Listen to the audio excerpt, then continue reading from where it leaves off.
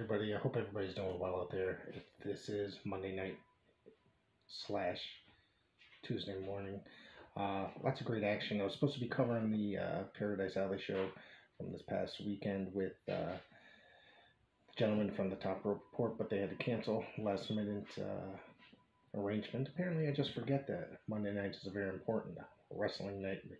This is what happens when you're not involved in the product or invested, I should say, as a lot of other people are. A lot of people love that stuff, but for me, Monday Night Wrestling is just, it's okay. It's not bad. It's just not my thing. I did watch it, at least the first 90 minutes, and, first 12 of it drove me fucking crazy, all right? You had a promo with the Hurt Business, and they broke up, and I didn't necessarily think that was something that should have happened, really. I thought that they had a long life ahead of them because they were just one of the best things that were going in World Wrestling Entertainment. However, you did get a good match between Bobby Lashley and Shelton Benjamin later on. One of the other things that just drove me crazy and made me want to shut the damn thing off was Matt Riddle in that goddamn scooter. Okay? Walking around like a stoner, like a dumbass stoner, talking about, what is he talking about? Fried shrimp and mac and cheese and all sorts of weird stuff. WWE taking someone that could be a big star for them,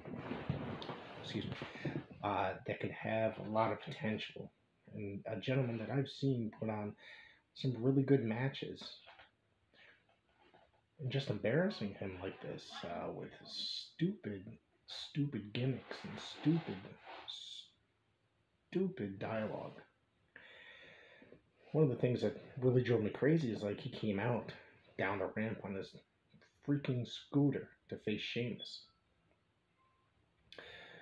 One of the things that I'm finding annoying about Matt Riddle is that I really wanted Sheamus to hurt him because I'm watching this.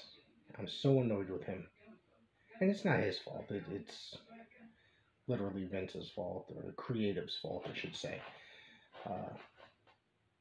It's just so damn annoying to listen to watch, to see him act like an asshole. He's like that stoner kid that you're a grown adult. Y'all moved on from doing that stupid stuff and acting like a dumbass, like a surfer, stoner, whatever the fuck. And God, it's embarrassing to watch. It really is. And this is WWE creative. Who's coming up with this stuff? This bro gimmick is just ridiculous. Now, the other thing that really irritated me, I don't know if this has happened before because, like I said, I don't watch enough Monday Night Wrestling to realize what's going on. He rides the damn scooter down to the ring. That there, I was just, oh God, I want Sheamus to kick this guy's ass. I can't handle it. He always goes into the ring, jumps over the ropes, and then kicks his leg up in the air to have his little flip-flops or slides, whatever you call them, up into the air. Now he's got pyro when he does it. But not only does he have pyro, are you ready for this? There's birds flying like it's Mary Poppins or something like that. Imaginary birds, and he reacted to it like he saw them. What the hell is going on here? And I mean serious, what the hell is going on here? I could not believe it. It was just, my God. Now, him and Sheamus put on a pretty decent match. I was really rooting for Sheamus because I was just annoyed with Matt Riddle to death. I know I've said it a million times. Well, my guess is that they're going to be meeting at WrestleMania. So, if that's the case, why are they having them on Monday Night Raw? A free match on Monday Night Raw. I mean, maybe because the feud's not solved. That's why they're having them on Monday Night Raw. But it just, could have been so much better. It really could have.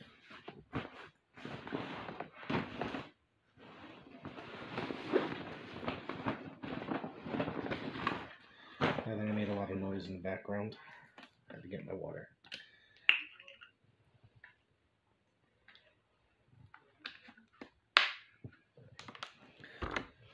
All the other things going on. Peacock. I know we discussed this last night, me and Will. Censoring everything that they're censoring. There's also a lot. How much do you think is going to get censored? I want to know. People.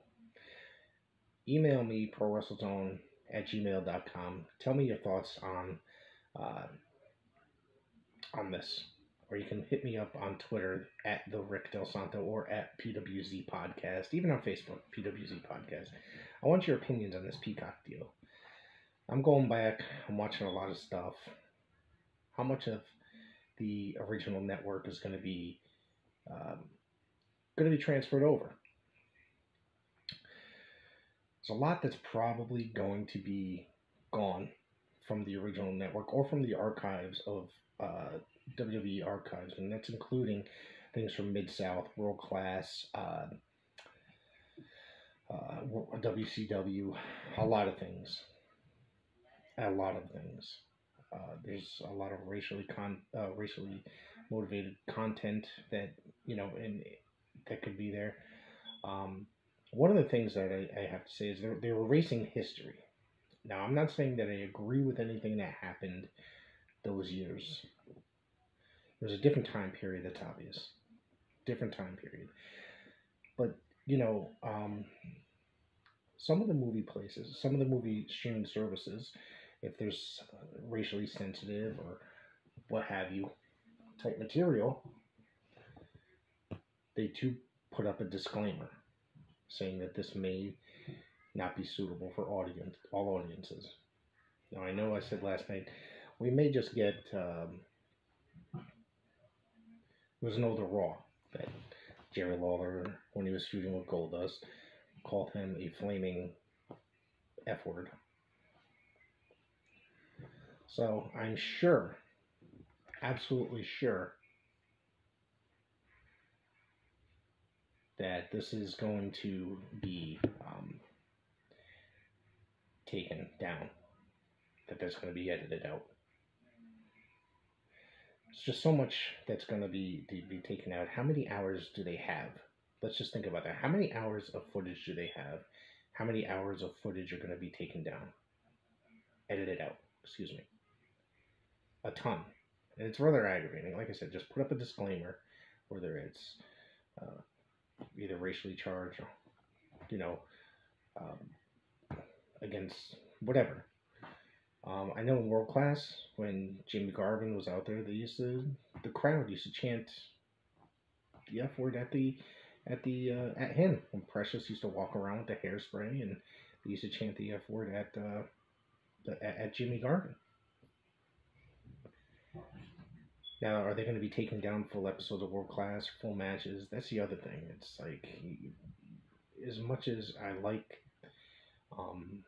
World Class, and like I said, I don't agree with the terminology and stuff like that that's used on this stuff, like towards,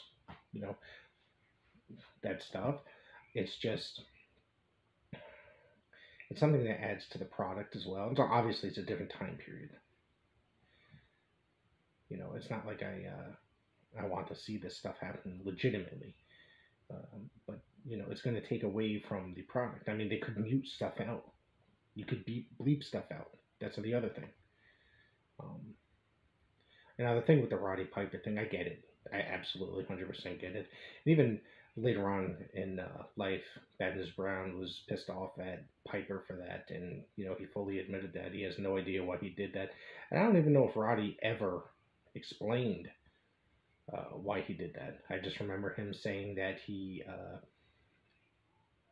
couldn't get the black paint off, and he ended up going on the airplane, and people were staring at him because he couldn't wash it off.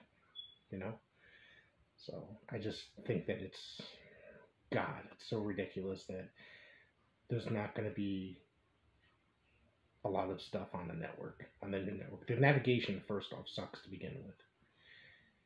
Yeah, and then they said that it's all supposed to be up by August. I don't see that happening, especially if they're going through and editing a lot of stuff out.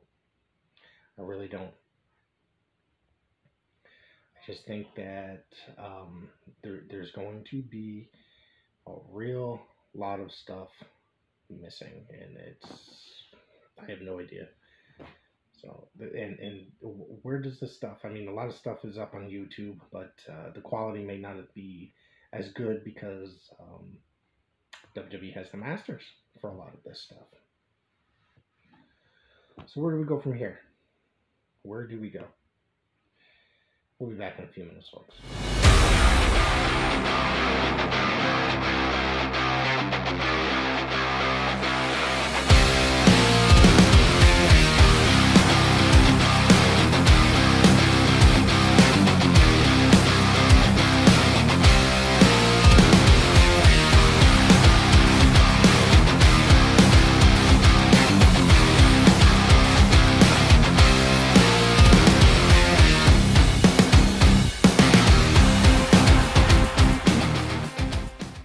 So this past weekend, I got to attend a Paradise Alley show in New Haven, Connecticut, or East Haven, excuse me. It's right next to it. Called Power Play. Paradise Alley is the promotion that I go to on a regular basis prior to quarantine and the pandemic and all that other garbage.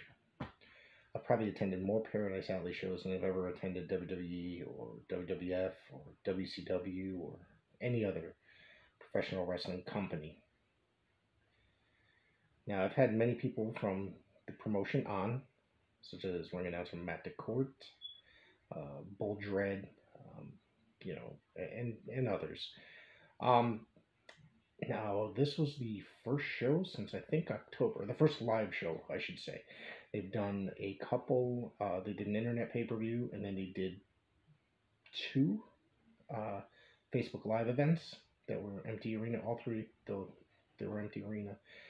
So this one was the first full capacity show since, I think, in a year, I believe. Because I think the last one that they did was in March of last year. It was Unchained. It was the Hercules Hernandez Memorial Cup, which was a fantastic show. And I remember walking into that building because the pandemic was just starting, and pretty much everything, people were going into quarantine, and people were going into, a lot of things were starting to shut down. And I know that this whole social distancing thing was beginning. It was all in the earliest stages at that point. And I just remember between any match that they were doing, everything was being sanitized. Everything was, everything was being sanitized. Everything was being wiped down. It was definitely a weird feeling. It was not necessarily even a very built-up crowd. It was just very strange. But this event was the first event in just over a year. Now, it was they were allowing full capacity, which was, I believe, over 100 people in this tiny building at the training facility. So last year they held, after that show, they ended up holding 4 more shows. They had 3 in one day at the training facility. They were all socially distanced, and you were only allowed to fit a certain amount of people into the building. Now, I went to all 3 in one day, and then they ended up running, I think that was September, if I remember correctly. And they ended up running another show, 2 shows in October, back-to-back, Saturday and Sunday. And Sunday, one was on my birthday, so that's what I decided to do. And it was a good show, but it was still basically half the capacity, and it was good, but you can definitely tell, people were starving for live action. So this event was the first event in over a year that was absolutely full capacity. I'm going to tell you, man, this was a great show. There were lots of, the crowd was hot. The crowd was absolutely on fire. You could definitely tell the wrestlers were having fun. They were putting their all into it, and you can tell. I was talking to Dread, talking to Matthias, the world champion, after the show, and you can tell them, and they basically said that they missed this, and they were definitely all about it and having a lot of fun doing it. So I'm excited to hear that. I think that's amazing to hear. The crowd was probably one of the most electric. You know, they were starving to get out to a live show, do something, because they've been locked inside the houses for a year. No live action. They couldn't go to the parks, couldn't go to wrestling concerts, they couldn't go to coffee shops and just sit down and have a cup of coffee. You can barely eat in restaurants. You had to stay 6 feet away from everybody. So I'm really happy that this event happened. I bought my tickets probably about 4 days beforehand because there was a warning that they were at a really low ticket thing, and so I grabbed it. I went down there, and now mind you, I got there about an hour before it started. Well, maybe 45 minutes before it started. Now, mind you, I would usually get there about a half hour or two, 20 minutes prior sometimes, and I would just be able to get, with my ticket, just walk in and find a seat on a regular basis, this is. There was a line, and I've never seen a line going into this facility that was so long. I was like, what the hell is going on? And mind you, we're still about a half an hour to 20 minutes away from bell time. It was unbelievable. Everybody looked happy. Everybody looked like they were ready to jump on, get in that building, and enjoy some professional wrestling. I got in there finally after waiting in line. Now, mind you, there was still people behind me. When I walked in, I could not find a seat. It was pretty freaking amazing, to see. I ended up grabbing a seat right in the corner and watching the action, and it was a lot of fun. One of the things that I got to see a lot of people I hadn't seen: Ref Bill, Matt DeCourt, my friend Lewis and his son, Sign Guy and Sign Kid, excuse me, Big Jim Anderson, and Mario Mancini, and it was just a lot of fun to talk to people and see people, say how are you, you know, and talk wrestling or talk life. I see these guys probably 2 times a month on a regular basis, maybe three, when they're running shows regularly. So um, it was just something else. It really was something else. It was something to behold. Like, and I put all the I filmed a lot of it on my phone. A lot of it is up on the YouTube channel now, so if you can, go check it out. You can definitely hear the crowd is hot. The crowd is just awesome. I was so excited to hear this. And now they rearranged a lot of the inside of the building. It's the new setup is all amazing. It's ready for a live crowd. You know what I mean? And it's just set up for a different take on it. The wrestlers have a different place to go change and do all their stuff. It's just awesome. Excuse me. So, anyways, I'm gonna run down the matches real quick and talk about them, and then see what's going on, and then announce some of the other shows that they have coming up. Because I highly recommend that if you're in the New Haven area of Connecticut, even Massachusetts, New York, and within a normal driving distance, come check it out. Tickets are $10 for the next show. The one after that, it's 15 because I believe it's a bigger show. And that one's going to be awesome. Some of the matches for that one have already been announced, which I will discuss here today. I'm going to go over some of the matches from last night. I'm not going to really remember a lot of the details, or 2 nights ago, excuse me. So in the first match, Ichiban making his Paradise Alley debut. I believe he is a test of strength wrestler, athlete, compactor. This is the first time that I've got to experience Ichiban, and he was taking up Fox Vineyard, who I have seen before. I saw him I think in the September show, he came in and made his Paradise Alley debut. This was a lot of fun. He's a big dude. He's got a wild ass haircut, and this was a really good match. It was a lot of fun. There was some comedy spots in it, which I'm not always a fan of comedy. spots, but this one, this was a good opener. It was like pretty fast paced, and it didn't disappoint. Like I said, I'm not necessarily a comedy person, and when it comes to professional wrestling, I take my professional wrestling very seriously. But this was a lot of fun to watch, and this Ichiban character, as much as they are a comedic wrestler, I had a lot of fun in watching them, and I look forward to seeing them return and come back. It was a blast. Excuse me. Now the next match was a tag team eliminator. One of the gentlemen that I saw in this match, I'm not entirely certain who they were, so I'm not going to mention their name. I don't think I've seen them before. I may have, but it was Elijah Six, if I can remember correctly. Let me go to the page. Elijah Six won a six-man elimination match. The teams were The Haven, Kylon, King, and oh boy, this one's a good one. I'm trying to remember this one. I tried to write it down, but I couldn't.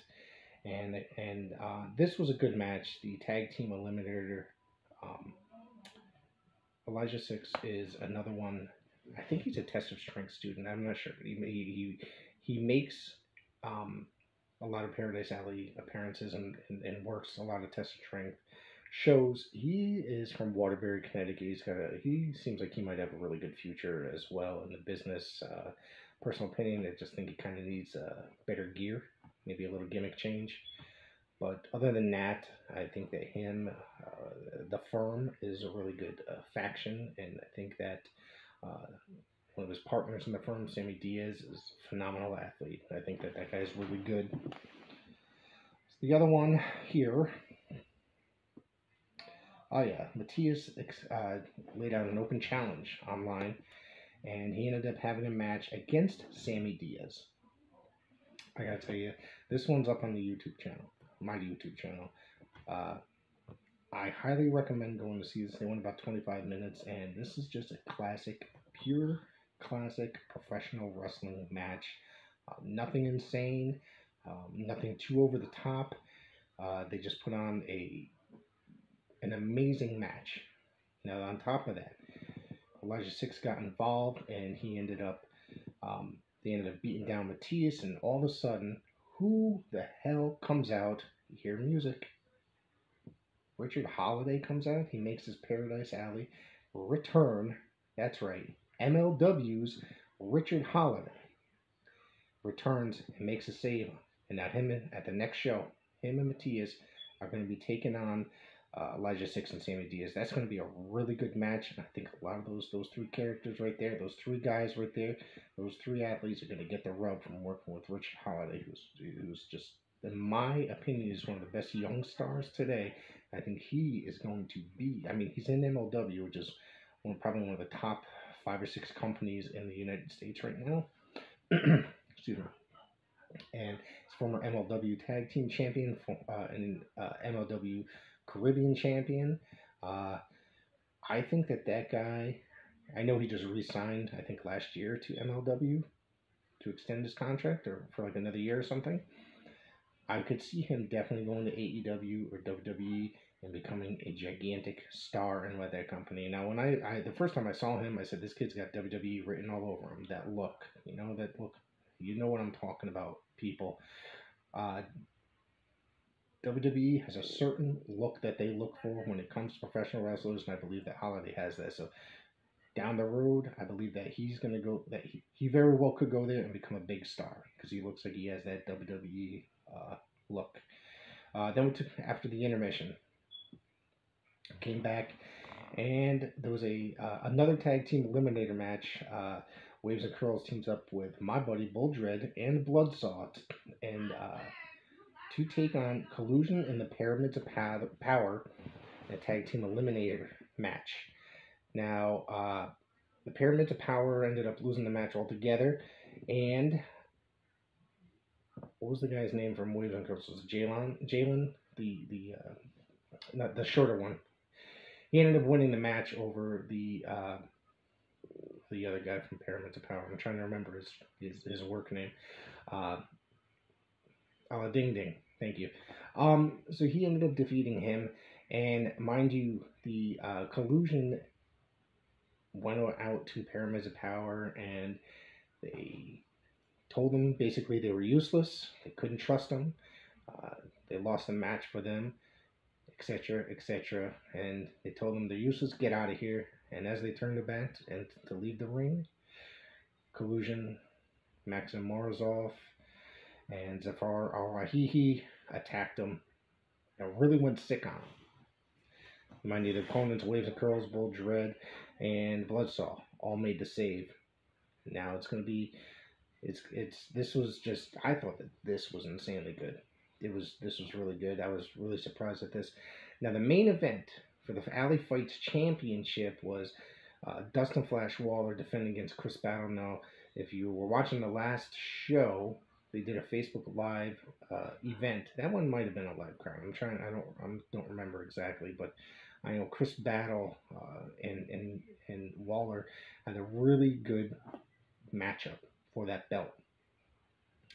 And Waller came out victorious, and these guys have been friends for quite some time, and Chris Battle just turned around and speared Waller and attacked him after the match, after losing to Flash. So mind you, if you saw Behind the Bell, hosted by Matt DeCourt and ref Bill Thompson, basically Flash Waller said he was coming after Chris Battle, and he's defending that title, which was last night. They ended up wrestling last night, Saturday, this past Saturday.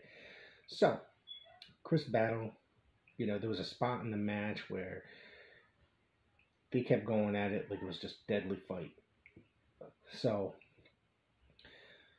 they ended up seriously getting into it, and the ref had to pull them apart many, many times. And then it turned into the ref arguing with Flash Waller, and as soon as Waller turned around, Battle was coming in for a spear. Flash moved, knocked out Ref Bill. Ref Bill, sorry man, you got it real good in the gut. So mind you, the couple of people that were laying around ringside, which I believe were Paradise Alley students, they were, helping out, came and were checking on him, make sure he was okay. And as you might have expected, one of the young lady that was there gave Flash Waller a nut shot, and then they ended up attacking him. And needless to say, Chris Battle, once Ref Bill was revived, Chris Battle pinned Flash, and then a bunch of these guys came up, and they laid out guys like Kylon King, Flash Waller, anybody, and the guys that came out to try to help out. The hell's the other guy's name? Zachariah Gibbs. So this was now there's this new faction of young students with Chris Battle. They're called the Lions, and this was some serious shit. I thought that this was very well done. I thought this was insane. I was basically, I'm not that I was sitting, I was standing, but I was on the edge of my seat basically. A lot of this stuff is, you can go on to Paradise Alley's Facebook page, you can go onto my YouTube channel and watch it. It's all up there. I'd love to see it. It's a lot of great stuff up there. And this show, I'm telling you, this put such a perfect cap at the end of the night. It really did. Yeah, I was just like, holy shit. I didn't see that coming with the young lady hitting Waller in the nuts and all this other stuff going on. It just there was just so much great stuff that happened. It was tremendous. It really was. And if anybody has a chance, I should highly recommend going to watch this show on Facebook Live or their Facebook page. It's broken down into two parts because of the intermission. So I highly, if you have that opportunity to go watch the show, you're going to like it. I really think you're going to like it. If you like independent wrestling, I'm a huge indie fan when it comes to this stuff. And I think that this was definitely probably one of the best Paradise Alley shows that I've gone to. It really has. It really was. And I got a lot of chance to see a lot of people that I hadn't seen in a long time. The matches were phenomenal. The crowd was awesome. I wasn't scared of getting COVID. Like everybody's freaking out over that stuff. So I basically say, thank you, Paradise Alley, for putting on such a great show. I know this isn't one of the greatest review, as it was supposed to be a little bit better and more entertaining, I guess, should be the term. But I appreciate you guys for tuning in. Go check me out on all forms of social media. Twitter at the Rick Del Santo or at the pwzpodcast. And if you get a chance to check me out on Facebook, it's PWZ Podcast, as well as Instagram, PWZ Podcast. Subscribe, like, and share, all that good stuff. Now, there is, I forgot that I wanted to mention the Paradise Alley shows that are coming up. There's one April 17th. It's the return of Alley Fights, this is going to be awesome. Because Alley Fights was the regular series that they do. Let's see. We're going to bring this up here. This is April 17th. Yep, that's going to be a Saturday. Let's see if this is, I know there was definitely some stuff listed. Excuse me. Just bear with me, guys, here, because I'm going to be looking for this stuff. Okay, no matches have been listed for the Alley Fights as of yet.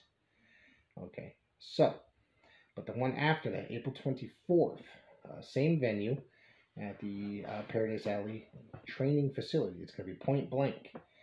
Right now, in a Russian chain match, it's going to be Buldred and Maxim Morozov. I'm going to try to get Buldred on here to discuss that beforehand. Maybe even possibly Maxim Morozov as well. I'd like to get him on. This is going to be for the Intercontinental Championship. As you know, I believe it was October? Maybe? Or maybe was it at the... oh, no, it was under the radar pay-per-view where Morozov won the Intercontinental title from Buldred. Now, also on that show is the firm Elijah Six and Sammy Diaz taking Matthias and Richard Holiday. That's going to be a really fucking good match. I'm telling you right now. That's just going to be an awesome match. So far, those are the only two matches that are announced for Point Blank. Nothing announced for Alley Fights as of yet on the 17th. But, however, the 17th, tickets are $10. And for the 24th, which is Point Blank, tickets are $15. These are all in advance. If you go online, you got to add $5. So the tickets will be $20 for Point Blank. You can try to buy them at the door. But I'd say try to get them online if you can beforehand, because the last, this show, Power Play, sold out like 4 days beforehand. And I ended up getting my tickets, and then the next day it was sold out. So once I heard that they had a low ticket count, I jumped on. So that's a really good thing to do rather than try to buy it at the door and then you're stuck outside watching or listening, or you got to turn around and go home. Your call. All right, folks, take care. I really appreciate anybody that listening to this. And remember, prowrestlezone at gmail.com. Actually, I have stickers for y'all. If anybody wants a sticker, you go to prowrestlezone at gmail.com. I'll put in the subject sticker. Give me your address, and I'll send you all a sticker. It's going to be our logo. And that's pretty much it. I'd appreciate you. Anybody that, you can stick them anywhere. Stick them on your refrigerator. Stick them on your bag. Stick them on your computer, your laptop, your tablet. Anywhere. If you want one, email me, prowrestlezone at gmail.com, or you can hit me up on Twitter or Instagram, and just send me your address. Say you want a sticker, I'll send one your way. All right, folks. Thank you very much for listening, and enjoy your night.